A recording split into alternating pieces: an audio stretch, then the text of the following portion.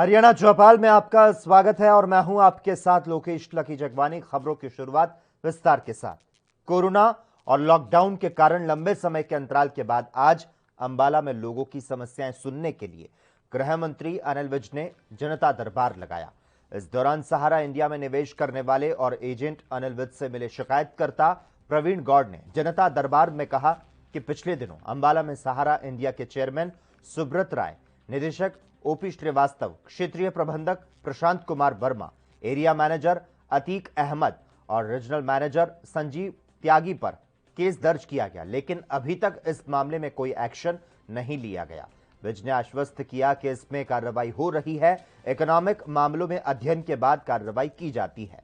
सहारा India group में 10 साल से एजेंट के पद पर काम कर रही बबीता ने बताया कि 4 लाख मेरा खुद का पैसा लगा था, तो साथ ही लोगों का भी 12 लाख लगा रखा था। अब जरूरत पड़ने पर पैसा नहीं दिया जा रहा।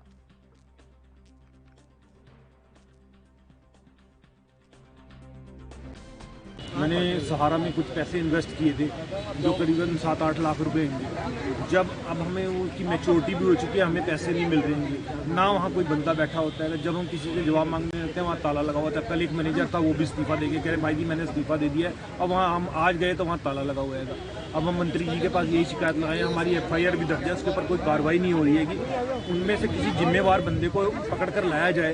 कोई हमें किसी चीज़ का आश्वासन दिया जाए कि हमें हमारे पैसे कब मिलेंगे। इनमें से कई ऐसे लोग हैं जिनकी लड़कियों की शादी है, कोई बीमार है, अब उनको अपने पैसे की जरूरत है तो पैसे नहीं मिल रहे। बताओ, कोरोना काल के अंदर वैसे ही लोग टूटे हुए हैं, लोगों के पास पैसे नहीं है, तो अब बताओ कैसे हमें कोई जिम्मेवार बंदा जब तक नहीं आएगा तो कैसे ये पैसे मिलेंगे। बबीता है, मैं सहारा इंडिया में पिछले 10 साल से काम करती हूँ। 10 सालों से मतलब ये FDI थी हमारे यहाँ पे, और जो भी पेमेंट थी मतलब ये लोग इन्वेस्ट कराते रहते हैं आगे। मतलब अभी मुझे जरूरत थी पैसों की, तो मतलब 4 लाख हो चुका था मेरा, और मतलब और लोगों का भी जिन्होंने लगाया था 12 लाख उनका भी है। तो मतलब ये पेमेंट नहीं दे रहे। इस टाइम जो मैनेजर था वो उन्होंने रिजाइन दे दिया है और अब ऑफिस में ताले लगे हैं। अब हम किसको मतलब कहीं पेमेंट नहीं, इसलिए अनिल विज साहब के पास आए थे हम अपनी रिक्वेस्ट लेके कि हमारी पेमेंट जल्दी से जल्दी निकलवाई जाए, तो मतलब जल्दी सब हो सके, पैसा जितने जल्दी मिल सके लोगों को। सब परेशान है हमारे साथ। 14 मतलब एजेंट है, हम लोग ने कंप्लेन की थी, FIR दर्ज करवाई है, लेकिन अभी कोई कार्रवाई नहीं हुई है इसके ऊपर। नहीं, कार्रवाई हो रही है उनको। ऐसा जो इकोनॉमिक ऑफेंसेस होते हैं उसको सभी प्रकार से उसको अध्ययन करना पड़ता है और अध्ययन करने के बाद ही कार्रवाई होती है। दूसरी ओर लाल किले पर किसानों द्वारा प्रदर्शन और झंडे का अपमान करने पर स्वास्थ्य मंत्री ने कहा कि हमारे तिरंगे झंडे का अपमान है, उसको बख्शा नहीं जाएगा और उसके खिलाफ कड़ी कार्रवाई की जाएगी। असम और मिजोरम की पुलिस के मुद्दे पर राहुल गांधी के ट्वीट पर अनिल विज ने कहा कि केंद्र सरकार 2 प्रांतों के इस मुद्दे को सुलझाने के लिए पूरे प्रयास कर रही है। अनिल विज ने राहुल गांधी पर तंज कसते हुए कहा कि उसे तो सब कुछ उजड़ा गुलशन और रोता माली नजर आता है।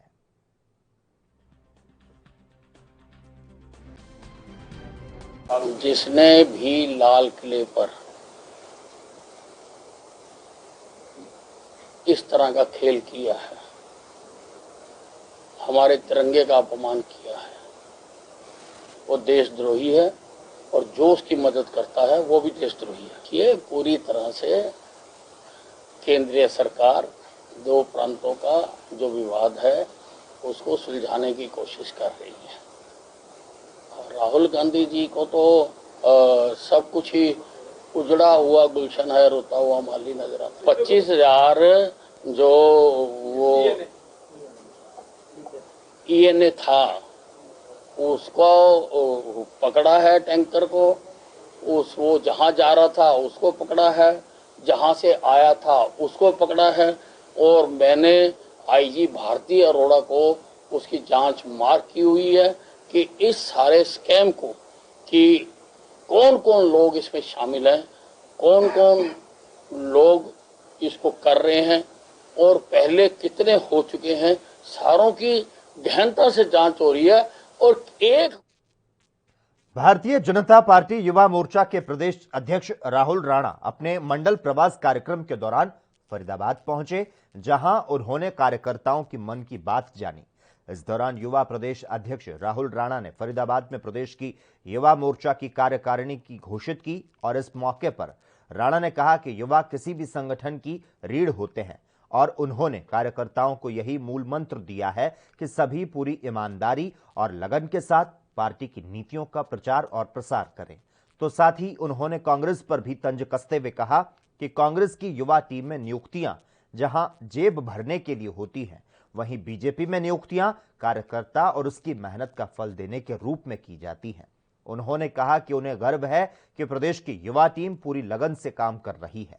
वहीं फरीदाबाद बीजेपी युवा मोर्चा के अध्यक्ष पंकज सिंगला ने कहा कि प्रदेश युवा अध्यक्ष राहुल राणा की तरफ से कार्यकर्ताओं को पार्टी की रीति और नीति से अवगत कराया गया और उन्होंने पार्टी कार्यकर्ताओं में नया जोश भरा।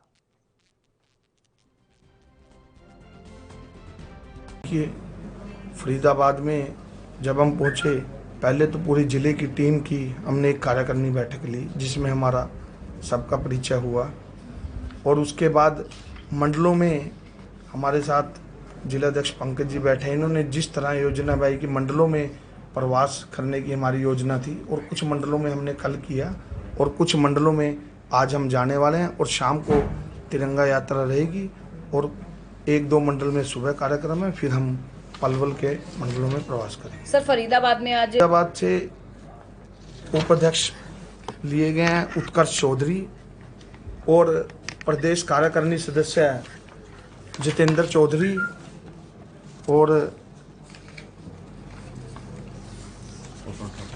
कुशल ठाकुर प्रदेश कार्यकारिणी सदस्य हैं। इसके अलावा 2 विशेष आमंत्रित में भी हमारे पास फरीदाबाद से लिए गए हैं। कि कार्यकर्ता को हमने यह मूल मंत्र दिया, उनके सामने मैं एक उदाहरण हूँ।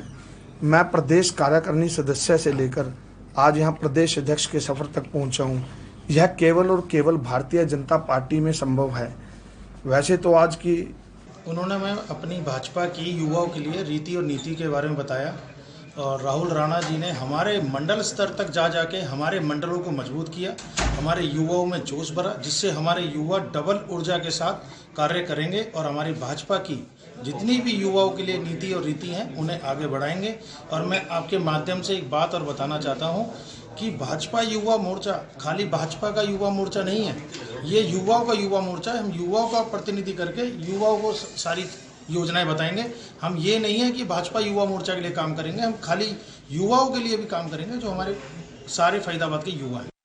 हरियाणा के फरीदाबाद में ऊर्जा एवं भारी उद्योग मंत्री कृष्णपाल गुर्जर आज वैष्णो देवी मंदिर में वैक्सीनेशन कैंप में पहुंचे और लोगों को ज्यादा से ज्यादा वैक्सीनेशन करवाने के लिए प्रेरित किया। उन्होंने कहा कि भारत में दुनिया का सबसे तेज गति से वैक्सीनेशन हो रहा है और आज 46 करोड़ से ज्यादा लोगों को वैक्सीनेट किया जा चुका है। जो विपक्षी लोग वैक्सीनेशन का विरोध कर रहे थे, आज वही लोग खुद आगे आकर वैक्सीनेशन करवा रहे हैं। टीकरी बॉर्डर पर किसानों द्वारा रास्ता रोके जाने पर उन्होंने कहा कि रास्ता रोककर लोगों के लिए समस्या पैदा करना ठीक नहीं है, लेकिन किसान संगठन जिस रास्ते पर चल रहे हैं उससे भोले भाले किसानों को कुछ लेना देना भी नहीं है।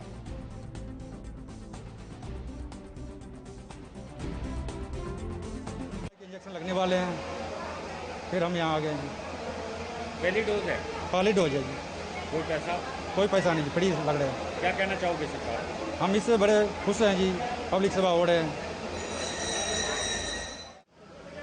मोदी जी को, मोदी सरकार को इस देश के लोगों की बहुत चिंता है, उनके जीवन की बहुत वो चिंता करते हैं। इसीलिए विकसित राष्ट्रों के साथ हमारे वैज्ञानिकों ने उन देश के साथ यहाँ वैक्सीन बनाने का काम शुरू किया और आज 46 करोड़ से अधिक लोगों को भारत में वैक्सीनेशन हो चुका है।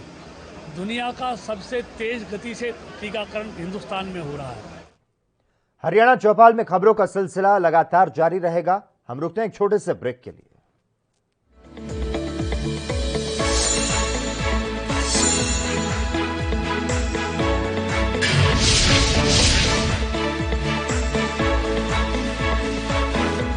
ब्रेक के बाद एक बार फिर से आपका स्वागत है। दिल्ली से सटे फरीदाबाद के थाना खेड़ी इलाके में प्रेमिका से मिलने गए प्रेमी को गोली मारकर मौत के घाट उतारने का मामला जो है वो सामने आया। घटना बीते 29 जुलाई फरीदाबाद के हरकेश नगर की है। पुलिस के मुताबिक उन्हें युवक का शव टीटू कॉलोनी के पास नहर किनारे लावारिस हालत में मिला था, जिसके शिनाख्त के लिए शव को फरीदाबाद के सिविल अस्पताल बादशाह खान मोर्चरी में रखवाया गया। शनिवार को उसकी शिनाख्त हरकेश नगर के रहने वाले ऋषि के रूप में हुई।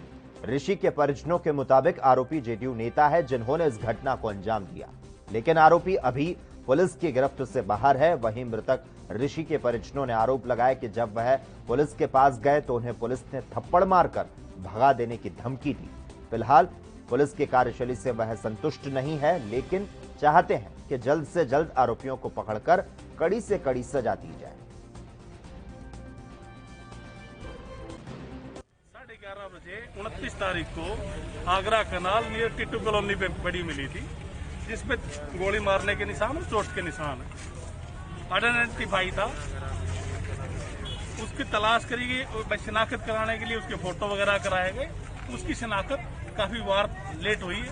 लेट होने के बाद में इसके जो मृतक का नाम ऋषि मालूम हुआ और उसके चाचा ने स्टेटमेंट दे दी। अगर ये ऐसी घटना हुई है, उसके दोस्त सोनू ने जो कुछ डॉक्यूमेंट प्रेजेंट करेंगे और दस्तावेज पेश करेंगे, उसका एक लड़की से प्रेम प्रसंग था, उसमें पेश कर दिए और आरोपियों की पहचान हो चुकी है।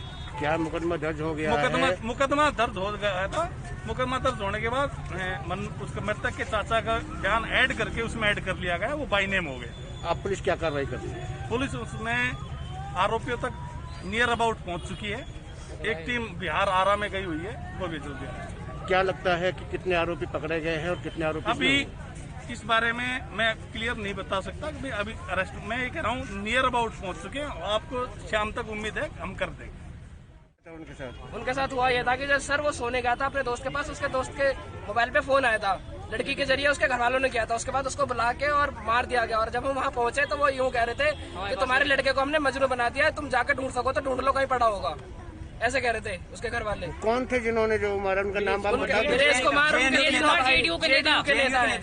नेता है, वो अपने आप को पता नहीं क्या प्राइम मिनिस्टर समझते हैं। उन्होंने हत्या कर दी, उसके बाद फरार है। पुलिस वाले भी नहीं बता रहे हैं, ना पुलिस वाले हरियाणा में जींद जिले के जुलाना क्षेत्र में हुई बारिश के कारण गांव पौली में बाढ़ के हालात पैदा हो गए और इस कारण लगभग 1500 एकड़ फसल किसानों की जलमग्न हो गई। बताया जाता है कि खेतों में 3 से 4 फीट तक पानी खड़ा हो गया। किसानों को अब अपने भविष्य की चिंता सताने लगी है। उन्हें जिस उद्देश्य के लिए धान और कपास की फसल बिजाई की हुई थी, वह अब पूरी तरह से नष्ट हो चुकी है, जिस कारण से किसानों को लाखों रुपए का नुकसान हो गया। किसानों ने बताया कि प्रशासन की बाढ़ को लेकर तैयारियां अधूरी होने के कारण उन्हें हर वर्ष लाखों रुपए के नुकसान से होकर गुजरना पड़ता है। बारिश के पानी की निकासी की पुख्ता व्यवस्था नहीं होने के कारण किसानों को काफी नुकसान उठाना पड़ रहा है। आपको बता दें, इसके पहले जुलाना के नायब तहसीलदार प्रतीक गांव पौली में पंप का मुआयना कर चुके हैं और पंप को 24 घंटे चलाने के आदेश दिए जा चुके हैं, लेकिन उसके बाद भी एक बार फिर से हुई बारिश ने मुसीबत खड़ी कर दी है।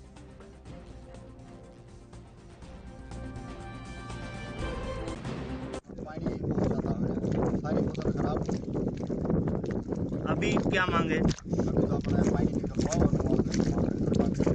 अभी तक कोई अधिकारी पहुंचे यहाँ पर? इतना पानी है, सारी फसल बर्बाद होगी। तो अभी क्या मांग आपकी? हमारी मांग यह है पानी निकाला जाए और उनका मुआवजा दिया जाए। जमीन का कितना खर्चा लग रहा है, ठेका 40,000 रुपये ठेका। हरियाणा के फरीदाबाद में दिल्ली सरकार की तर्ज पर मुफ्त बिजली और पानी के मूलभूत सुविधा हरियाणा में भी देने की मांग को लेकर आम आदमी पार्टी के कार्यकर्ताओं ने विरोध मार्च निकाला और जमकर हरियाणा सरकार के खिलाफ नारे लगाए। विरोध मार्च में आम आदमी पार्टी के कार्यकर्ताओं ने बिजली, पानी, किसानों को मुफ्त ट्यूबवेल कनेक्शन और महंगे पेट्रोल डीजल का मुद्दा उठाया और उससे लिखे हुए स्लोगन चिपकाकर प्रदर्शन किया।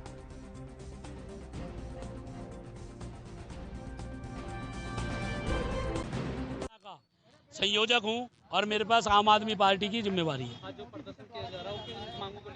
आज जो हम प्रदर्शन कर रहे हैं समूचे हरियाणा में अपने राज्यसभा सांसद सुनील गुप्ता जी के दिशा निर्देश पर हम दिल्ली सरकार की तर्ज पर 200 यूनिट बिजली फ्री और 24 घंटे बिजली मांगने की मांग कर रहे हैं। हम ये कहना चाहते हैं खट्टर सरकार से कि आप हमें 24 घंटे बिजली तो मुहैया कराओ, 200 यूनिट बिजली दिल्ली की तर्ज पर हमें दो। भाजपा के नेता किसी भी राज्य में अगर चुनाव होता है तो वहाँ घोषणा करते हैं कि हमारी सरकार आएगी तो हम 200 यूनिट बिजली फ्री देंगे। मैं ये कहना चाहता हूँ प्रेस के माध्यम से, जिन राज्यों में आपकी सरकार है वहाँ 200 यूनिट बिजली फ्री दे दो और यही प्रदर्शन का हमारा मुख्य उद्देश्य यही है। अभी सारी बातें हमारे व्यापारी संगठन के अध्यक्ष अमन गोयल जी ने रखी कि हम जिस तरह दिल्ली में पानी, बिजली और बाकी सुविधाएं हैं वो भी हरियाणा में दी जाएं।